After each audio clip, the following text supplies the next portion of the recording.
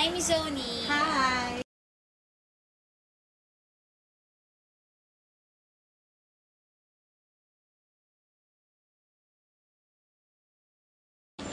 Daily activity is playing badminton, bowling, gastos. Ito pa gastos. Anyway, yun ang ganun.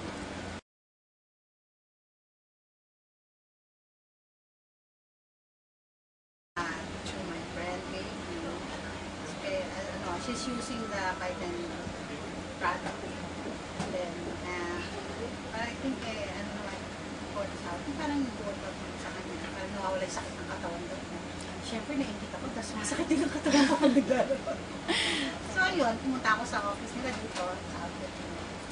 I find the product naman okay. Nandito ulit ako. Kita mo, bumibili pa na naman ako. Always, pag may bagong product, nandito na naman ako parate. Yun.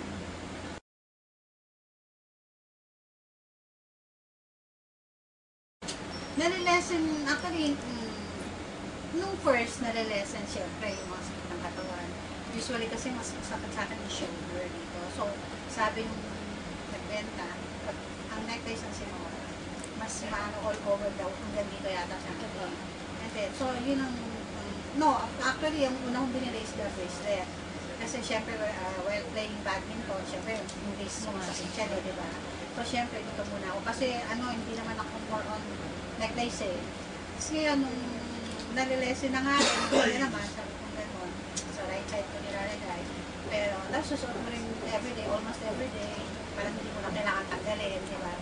Kasi nga, nawawala naman yung mga stress, yung mga sakit ng katawan. Tapos, nung sumunod, bumili na ako ng necklace kasi nga yung shoulder ko naman sa mga sakit. Nag-workout naman dito sa, sa wrist.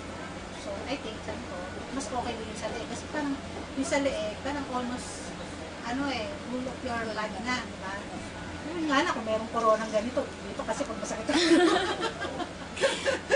Ayun.